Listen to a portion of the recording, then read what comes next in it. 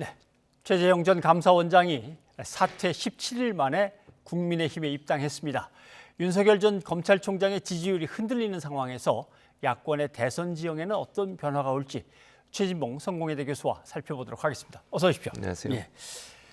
12일 날이죠. 예. 정치하겠습니다. 그러고서 나흘 만에 바로 이제 입당을 했습니다. 그러니까요. 상당히 행보가 빠릅니다. 행보가 빠릅니다. 예. 아무래도 이제 윤석열 전 총장과 차별화를 하려는 의도가 있는 것 같아요. 그러니까 윤 전 총장은 지금 외부에서 외연 확장을 위해서 열심히 노력을 하면서 뭐 중도든 진보든 관련된 사람 다 만나고 있잖아요. 예. 그런 상황에서 본인은 일단 당에 들어가서 당의 조력을 받고 당의 어떤 조직력에 기반해서 커보겠다 이런 예. 의도인 것 같아요. 일단 그렇게 할 수밖에 없었던 것은 최재형 전 감사원장 같은 경우에는 본인이 세력이나 조직이 없어요. 지금 잘 아시는 것처럼 법관 생활을 오래 하다가 그렇죠. 감사원장 한 게 전부거든요. 예. 그러면 본인이 뭐 세력을 모을 수 있는 상황도 아니었고 시간도 지금 17일밖에 안 됐습니다. 그러면 윤 전 총장은 그래도 조금 시간이 있어서 지지율도 높아졌고 그다음에 세력도 어느 정도 모을 수 있는 시간이 있었지만 최재형 전 원장은 전혀 그게 없는 상태에서 대선이 지금 얼마 남지 않은 상황입니다. 지금부터 윤 전 총장처럼 해서는 따라가기가 어렵다고 판단했을 가능성이 있어요. 차라리 당이 지금 들어가 보면 당내의 주요 대권 주자들이 별로 그렇게 의미 있는 지지율을 끌어내지 못하고 있는 상황이거든요. 예. 그 빈틈을 파고 들어가서 본인이 의미 있는 지지율을 끌어올린다고 하면 당내에서 후보가 될 수 있는 가능성을 본 것 같고요. 그리고 나서 이제 윤 전 총장이 만약에 뭐 모르겠습니다만 끝까지 완주할 수도 있지만 중간에 혹시나 경우에 따라서 사퇴하는 경우가 생기게 되면 그 빈자리를 본인이 치고 들어갈 수 있는 그런 가능성을 보면서 당의 안에서의 조직력과 그다음에 자금 이런 부분들의 도움을 받으면서 커보겠다 이런 네. 의도를 가지고 입당한 게 아닌가 이렇게 보여집니다. 아무튼 국가의 감찰권을 지휘하던 두 사람이 동시에 야권으로 나가 있는 상황이고 한 사람은 제1야당으로 이제 들어갔습니다. 예. 자, 윤석열 전 검찰총장 입장에서 보면은 야, 이거 내가 들어가는 것이 지금 언제 들어가야 되는지 또는 안 들어가는 게 맞는 건지 이제 또 더 고민해야 될 것 같은 그런 상황인데 뭐라고 반응을 보이는지 잠깐 보죠. 예. 정치하시는 분들의 그 각자의 그 상황에 대한 판단과 또 그분들의 선택을 존중합니다.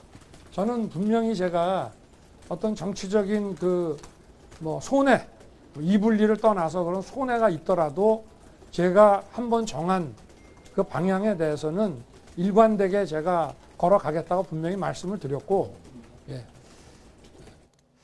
자, 뭐 저는 제 길을 갑니다. 늘 이제 하시는 말씀인데 어떻게 보면 맨 처음에는 중도에서 제3지대를 형성하면서 중도층을 끌어안나 이렇게 생각을 했는데 예. 어떻게 보면 그 역할이 이제 최재형 전 원장한테로 가고 윤석열 전 검찰총장은 상당히 좀 보수에서도 약간 더 격한 쪽으로 어떻게 보면은 강경 보수 쪽으로 지금 약간 기울어져 있단 말이죠. 나눠 맞게 생겼습니다. 그러니까 지금 처음에 출발할 때는 말씀하신 것처럼 중도 확장의 가능성을 열어두고서 다양한 형태의 언어들과 말들을 했었거든요. 예. 그런데 시간이 지나면서 점점점 강경한 모습을 봤어요. 심지어 뭐 본인이 정치 참여한다고 선언하고 나오는 그 발표문만 봐도 현 정부에 대한 비판 일색이었거든요. 예. 그러다 보니까 좀 강경 보수 쪽으로 가는 게 아닌가 이런 우려가 있는데 근데 본인의 행보를 보면 또 중도적에 있는 분들을 또 계속 만나고 있어요. 그러니까 예. 본인의 말과 행동이 약간 맞지 않는 부분이 국민들에게 혼란을 줄 수 있는 부분이 있는 것 같습니다. 그리고 지금 오늘 그 최재형 전 감사원장의 입당을 보면서 본인이 밝혔던 말을 보면 본인의 유불리를 떠나서 본인이 정한 길을 가겠다 이렇게 얘기하고 있거든요. 네. 그 정한 길이라고 하는 것이 입당을 빨리 하지 않겠다는 것으로 일단 읽히는 부분이 있습니다. 아, 예. 그러면 제3지대에 계속 남아있을 가능성은 저는 있다고 봅니다. 그러니까 일단 입당을 하면 여러 가지 도움이 될 거다. 조직도 얻게 되고 뭐 돈 자금도 지원받게 되고 이런 부분들에 도움이 될 거라고 국민의힘은 계속 러브콜을 보내고 있지 않습니까? 예. 그럼에도 불구하고 윤 전 총장이 저런 표현을 했다는 말은 당분간은 입당할 의사가 없다는 것 같아요. 예. 근데 최재형 전 감사원장은 일단 여러 가지 면에 있어서 중도층도 끌어들일 수 있는 일단 흡입력을 갖고 있는 분입니다. 물론 국민의힘이 입당을 하면서 그게 어느 정도 차단될 수 있는 요소는 분명히 있습니다. 예. 왜냐하면 국민의힘이 갖고 있는 이미지와 또 최재형 원장이 갖고 있는 이미지가 충돌이 됐을 때는 일반인들이 볼 때는 국민의힘의 이미지에 더 많이 힘을 실어주는 경우가 있을 수 있거든요. 예. 그런 점에서 본인한테 마이너스 되는 부분이 있다 하더라도 그럼에도 불구하고 최재형 개인이 갖고 있는 중도층을 흡입할 수 있는 영향력 이런 부분들이 어느 정도 발휘가 된다고 하면 지지율이 상승할 수 있는 여력은 충분히 있다고 봅니다. 이번에 입당을 통해서 이제 최재형 전 감사원장의 지지율이 다음번 조사에서 어느 정도까지 올라오느냐가 저는 관건이라고 생각을 합니다. 예. 올라오면 반대로 윤 전 총장의 지지율이 떨어질 가능성이 있습니다. 그러니까 두 분이 사실은 아까 말씀하신 현 정부의 각을 세우다가 나왔다는 점도 공통점이 있고요. 그리고 정의와 공정이라는 걸 외치고 있는 것도 사실은 공통점이 있습니다. 네. 그리고 민주당의 실망을 현 정부에 실망한 분들이 갈 곳을 찾지 못하다가 저 두 분을 지지할 수 있다는 그런 공통점이 있다고 하면 윤 전 총장의 지지율이 결국은 최전 원장의 지지율로 옮겨갈 가능성은 예측 가능하기 때문에 두 분의 지지율이 플러스 마이너스가 될 가능성. 그런 가능성 때문에 윤 전 총장도 촉각을 곤두세울 것 같고요. 네. 다음번 지지율 조사에서 어떤 경우가 나오느냐가 윤 전 총장이 그렇죠. 상당히 중요한 시점이 네. 될 걸로 보여집니다. 물론 윤석열 전 총장하고 최재형 전 원장을 같이 놓고 보면 한 사람은 30이 넘고 한 예, 사람은 그렇죠. 아직 5% 정도 예. 이게 차이가 커 보이지만 이재명하고 누구 또는 이낙연하고 누구 해서 각각을 놓고 보면 비슷비슷하게 나와버리면 그렇죠. 뭔가 또 새로운 가능성이 이제 보이는 거니까 그때 이제 지지자들이 어떻게 움직이는지 요 다음 여론조사가 상당히 흥미로울 것 같긴 합니다. 그렇습니다. 예. 그런데 윤석열 전 총장은 반기문 전 유엔 사무총장을 만났습니다. 예. 반기문 전 유엔 사무총장 뭐 40% 넘는 엄청난 지지율을 그랬었죠. 끌어안고 귀국해서 얼마 뒤에 다 이제 네. 잃어버리기도 했는데 그렇죠. 제2의 반기문이 되는 거 아닐까라는 내용에 대해서는 비판은 자유입니다. 이렇게 얘기하는 것 같습니다. 그렇습니다. 예. 저는 그 부분도 사실은 국민들이 볼 때는 약간 좀 의아하지 않겠어요? 그러니까 반기문처럼 반기문 이제 지금 그 재단 이사장처럼 될까? 봐 많은 우려들을 했었어요. 예. 그런 얘기가 여러 번 있었고 그런데도 불구하고 반기문 전 사무총장을 예방했다고 하는 것은 그런 어떤 뭐 우려 이런 부분들을 일정 부분 이해하면서도 간 거잖아요. 그런 부분은 국민들이 볼 때 아니 왜 반기문 전 사무총장을 만났을까 이런 의아심이 있을 거로 저는 봅니다. 다만 그걸 의식했는지 반기문 전 사무총장이 당시의 사정이 지금과는 다르다 이렇게 얘기를 했어요. 예. 그 말은 윤 전 총장과 본인이 좀 다르다는 얘기를 한 것 같은데 그럼에도 불구하고 윤 전 총장에 대한 아직도 제가 볼 때는 일부에서는 윤 전 총장에 대해서 중간에 반기문 전 사무총장처럼 중도 사퇴하는 게 아닌가 하는 우려가 아직도 남아 있습니다. 왜냐하면 이게 본인의 문제도 문제지만 본인의 이제 처가나 그러니까 장모나 아내 관련된 문제가 계속 논란이 되고 있는 상황이고 예. 그분들과 또 본인과 관련된 그 사건의 조사, 수사와 재판이 7번이 지금 진행되고 있는 상황이거든요. 그 결과 어떻게 되느냐에 따라서 윤 전 총장에 대한 지지율도 영향을 받을 수 있는 상황이어서 그럼 제2의 반기문으로 갈 수 있는 위험성은 아직 살아있는 상황입니다. 그런 상황에서 반기문 전 사무총장을 예방한 것이 플러스가 될까? 저는 좀 의아한 부분이 있는데 그럼에도 불구하고 이제 윤석열 전 총장이 보여주고 싶은 건 이런 것 같아요.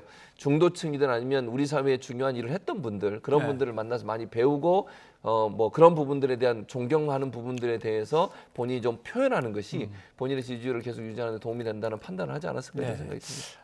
본인 스스로도 아직은 내가 정치인으로서도 훈련하고 많이 배워야 된다라는 생각을 갖고 있고 그걸 예. 국민들한테 보여주는 건 뭐 좋은 것 같습니다. 예. 반기문 전 유엔 사무총장은 밖에서 큰 명성을 가지고 국내에 들어왔고 그랬었죠. 윤석열 전 검찰총장은 국내에서 싸우면서 계속 쌓아갖고 하니까 두 분이 차이가 좀 있긴 있는데 예.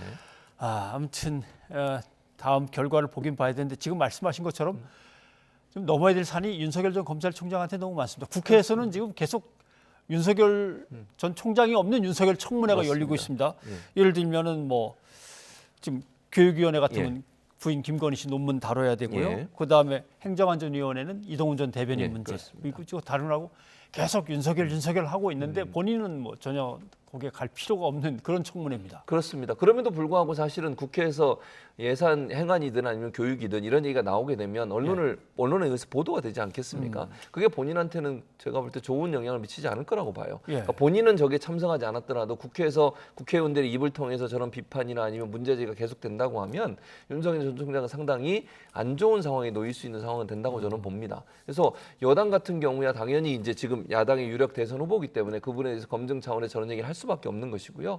그런 부분이 본인이 그냥 생각할 때 자기는 무시하고 아무것도 아닌 것처럼 그냥 넘어간다고 생각하지만 국민들이 볼 때는 저기서 나오는 얘기들이 결국은 국민들의 이미지, 그러니까 윤석열 전 총장에 대한 이미지를 만들어내는 데 영향을 미칠 수 있기 때문에 예. 제가 볼 때는 저런 부분들이 윤 전 총장에겐 결코 좋은 결과가 나오진 않을 걸로 보여집니다. 네.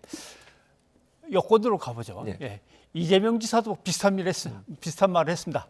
나도 그냥 내 식대로 계속 갈래. 이렇게 얘기했는데 한번 좀 들어보시죠. 예. 예.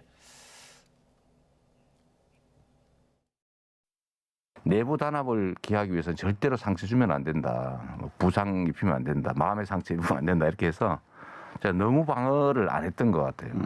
그러다가 좀 반칙도 좀 당한 게 좀 있고 이제 그런 것들이 쌓여서 좀 제 전략 실패였던 것 같습니다. 다만 이제 이 부당한 공격이 이어지면 반격하지 않을 수는 없지 않습니까? 네, 이재명 지사가 저렇게 나오는 거는 바싹 쫓아온다는 걸 느끼니까 저렇게 하는 거겠죠. 그렇죠. 네. 아무래도 이제 예비 경선에서 본인이 방어적 자세를 계속 취했지 않습니까? 그리고 네거티브에 대해서도 본인이 적극적으로 방어하기보다는 좀 부드럽게 대응을 했죠. 예. 그런 부분들 때문에 지지율에 영향을 받는다고 본 것 같고, 이낙연 후보가 어쨌든 예비 경선 과정에서 국민 면접에 좋은 평가를 받고 그게 기반이 돼서 어쨌든 지지율이 좀 상승하는 모습을 보이고 있습니다. 그렇죠. 그런 점이라고 한다면 예비 경선은 사실 6명을 뽑는 거니까 예. 그거는 이 1차적으로 그냥 통과되는 관문이라고 보이는 것이고요. 본 경선에서 좀 더 적극적으로 나가겠다고 얘기를 하는 거예요. 왜냐하면 본인이 어떤 네거티브에 대한 어떤 공격을 받았을 때 그냥 그걸 방어적으로 수세적으로 가다 보니까 결국 여러 가지 또 설화를 낳게 되고, 그런 부분 때문에 본인의 이재명 다음을 잃어버렸다고 하는 네. 비판이 있거든요. 그래서 이제는 좀 더 공격적으로 가겠다는 입장을 표명한 것 같고요. 사실은 이재명을 지지하는 많은 분들이 그런 이재명의 모습을 좋아해서 지지하는 분도 분명히 있는 거거든요. 네.